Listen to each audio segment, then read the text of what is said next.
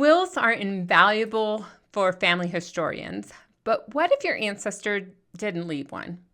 Fear not. Estate papers, especially those related to an intestate estate, where no will was left, can often provide even more clues than a will would. Let's explore how you can identify the children and other heirs in these situations using an example of Mrs. Jerusha Abbot's estate. Howdy, welcome to Family History Fanatics. If you're new here, my name is Devin Noel Lee, and I love helping people find meaning and connections through their family trees. So now let's get into the video. When a person dies testate with a will, they can leave their estate to whomever they choose. They aren't required to include all or even any of their children in their will. However, if they die intestate without a will, the estate is divided according to the laws of descent in their state and at the specific time period. These laws are key to understanding how your ancestor's property was divided. For example, imagine a married daughter who died before her father, who didn't leave a will. The law in one state may require that her children split what would have been her share from her father's estate after his death. Another state may require that her children receive nothing. Knowing these legal details help you piece together the identity of heirs and their relationship to the deceased. To accurately interpret estates and their statutes governing inheritance for your ancestor's estate, you must research the laws for each state where your ancestor lived and owned property and the years those statutes applied. To research state-specific inheritance laws, check out the following resources: Internet Archive, HathiTrust, or Google Books. These free online archives are great, but finding the statutes is challenging. Use Google, Bing, or other browsers to search for the state of interest and the term statutes. For example, Pennsylvania state statutes for the 1870s. If I scroll down, I find historic Pennsylvania statutory law. This is from the Advancing Genealogist. Thank you so much for doing this. And notice we have historic Pennsylvania statutory laws, and this creator found the links to all of the colonial Pennsylvania statutory laws. You scroll down further, and then this is when it was part of the United States of America. We can go to 1787 to 1790, and this curator already has the link to the book that you would need on Google Books. So amazing. Thank you so much for your work there. The Advancing Genealogist. You can also try Ohio State statutes for the 1860s, and then you will search results to try to find the online archives. Many state archives offer legal digest or probate guides online or at local archives to help you access probate records in their collection. For instance, check out the Maryland State Archive Probate Guide to Government Records. My accountant father frequented the University of Houston Law Library to research current and historic tax laws. He often told me the university law libraries have a wealth of historic law books for taxes and more. Before I became a genealogist, I thought my dad was weird. But if you live near a university with a law library, you may discover why my dad was right to research statutes in that facility. When your ancestor didn't leave a will, the probate packet, sometimes referred to as probate case or loose papers, is a treasure trove of information. Within this packet, pay close attention to the final distribution documents. Final distributions disclose who received shares of the estate, thereby offering clues as to the structure of your ancestor's family. Here's a bonus tip. Not every probate file has a final distribution document. In that case, review receipts for the phrase distributive shares or something similar. The phrase suggests payments to heirs rather than creditors. To see how to dive into probate packets, let's take a look at a probate packet from Andover District in Connecticut, where Mrs. Jerusha Abbot died without a will. This is the cover page to the packet in this collection on FamilySearch. We can see the date is 1864. There will be an inventory, returns to court, the distribution that we want to look at, and accounts of administration. Often you see a page and you think, there's nothing on this page. But here we see that Samuel Little was named the administrator of her estate. So when you see administrator rather than executor, you know that you're working with a estate or an estate that died without a will. Now, when you look at the files, sometimes they're really hard to read. Always see if there is a tool on the chosen platform you're using to see if you can adjust the brightness or the contrast to make it more legible. Play around. Sometimes you would be able to read it better if you invert the colors. And here we're going to go ahead and accept that. The first set of this package is the inventory. So there's a whole list of all the possessions she had when she passed away. And this is actually really great for diving into the economic condition and the wealth and prosperity of your ancestor. And that is a different topic for perhaps the writing channel. Like, how do we document the types of things that our ancestor has and utilize that to tell their story? So perhaps in the future, we might have to do one of these as a writing challenge. If you have one and you would like that challenge, please reach out to me at familyhistoryfanatics.com/contact. But we want to look for relatives. So in the inventory, it's rare that you're going to see something that's a clue for a relative. So we're going to advance and we're looking for the distributions. I'm going to zoom out until I begin to see this woman had a lot. So here's my first clue. Distribution of estate of Jerusha Abbot on this date, and it's going to be recorded. So I know I'm about to head into the distribution section. So within this old handwriting, we can see that the distribution of the estate happened, and it says we first divided said portion of estate to be distributed into 4 equal parts. Okay, that clues us in that there are 4 heirs at law, according to the the statutes of descent in Connecticut. So they've figured out who the heirs are, and now it's going to be divided. And spoiler alert, it's divided amongst her sisters. She had no surviving spouse, children, or parents.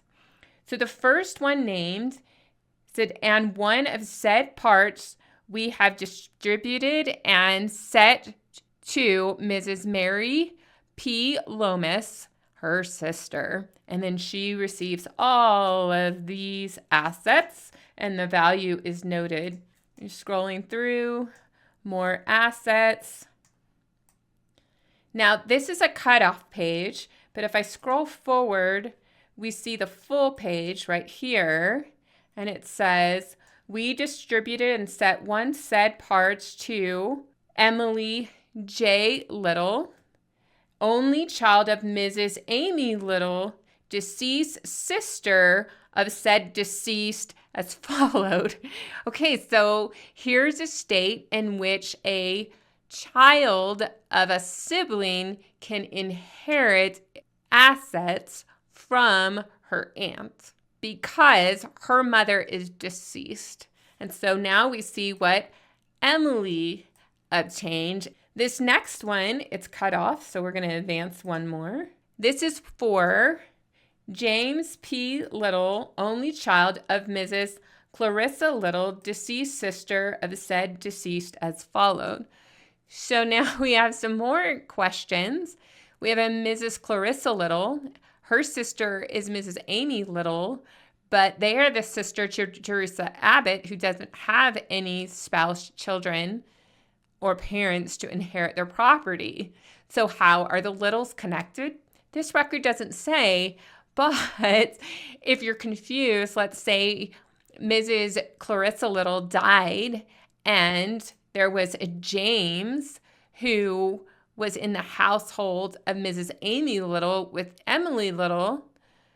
Well, we can figure out that, wait a minute, James's mom is not Amy. James's mother is Clarissa, and he happened to be living with Amy. Now, I don't know if that actually happened, but I like the fact that these records can split children to the right mother, even if they have the same name in marriage. Pretty cool. So we have covered 3 children so far: Mrs. Mary P. Loomis, Mrs. Amy Little, Mrs. Clarissa Little, and now we're to the 4th sister of Jerusha.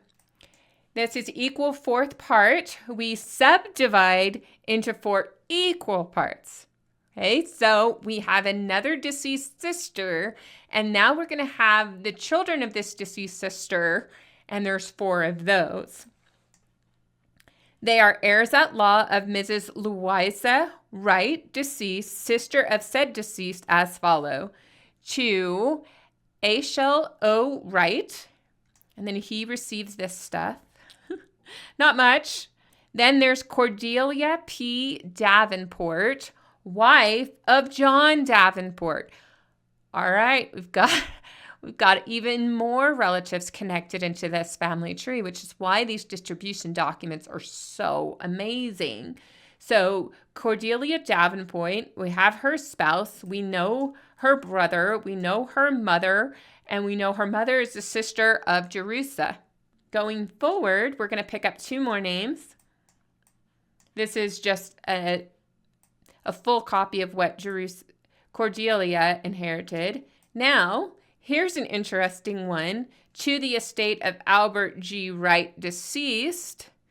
They're going to inherit things. And because Albert is the deceased son of Jerusha's sister Louisa, instead of articulating everything the deceased person will distribute to another set of individuals, it's likely that Albert Wright has his own estate to be distributed, and then that means we need to look for that probate information and see how everything got distributed from Aunt Jerusha. So really great information there. And then finally, there is a distribution to Burdett Wright.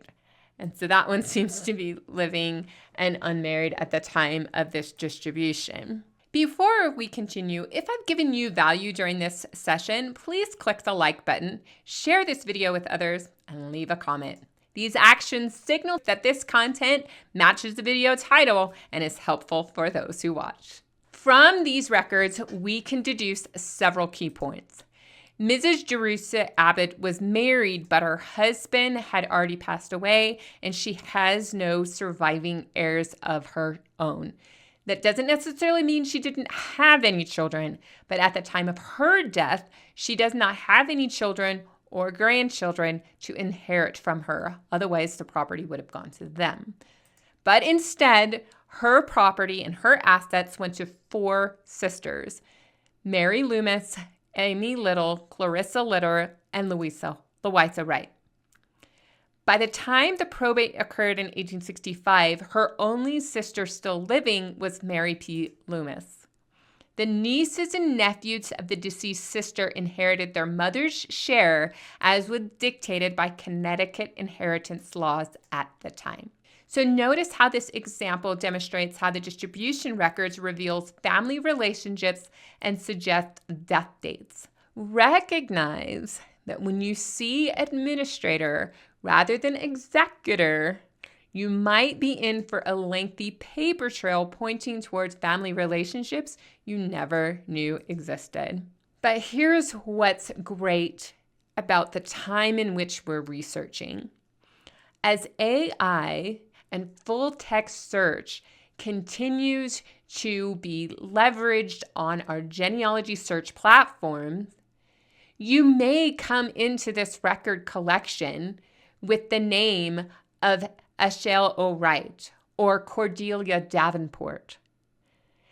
But typically, those heirs are not listed in the index for Jerusha, Abbot, and you wouldn't have known to look for Cordelia Davenport, the wife of Don Davenport, to find out who her mother is and who her aunt is and who her cousins are.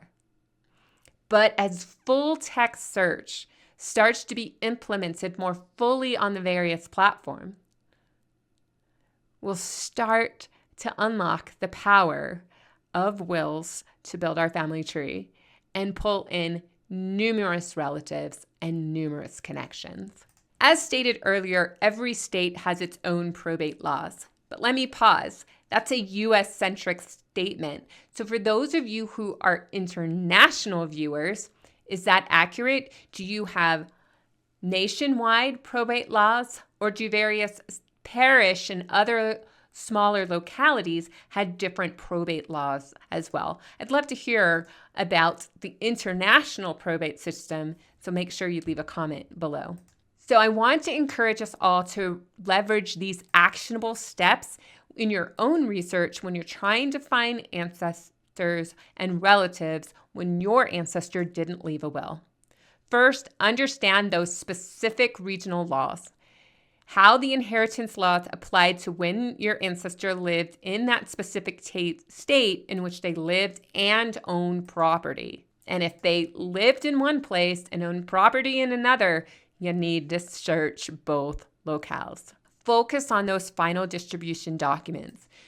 Review them to discover who received what shares of the estate and consider why, if there's a perceived unequal balance of the distribution. There shouldn't be, but there might be. If a probate packet lacks final distribution statements, then go look for receipts for clues to heirs. Look for clues beyond names of heirs. Probate records may contain a wealth of information beyond identifying who is the heir at law. While you may find dates of death and clues about where people lived or even information about previous marriage, you can also discover socioeconomic status and relationship connection clues. If one sibling was responsible for a mother and the other received a prized horse, what does it tell you about the family ties? If you'd like to continue learning about using probate records in genealogical research, I recommend a few more resources, and I will link them in the description box. And just for funsies, one of this video is from over 7 years ago. It still has great tips, and I hope you'll check it out. Don't be discouraged when an ancestor doesn't leave a will but did own property. And that property, as we saw in Jerusha's case, doesn't always include land. It could be dresses and kitchenware and so forth. And state records can be a treasure box for genealogists. And by following these steps, you will make the most of available resources to unlock your ancestor stories and build your family tree. Keep digging through those papers, because you never know what family secrets you will uncover. Be sure to like and subscribe on your way out. And as you know, I love comments, so drop them now.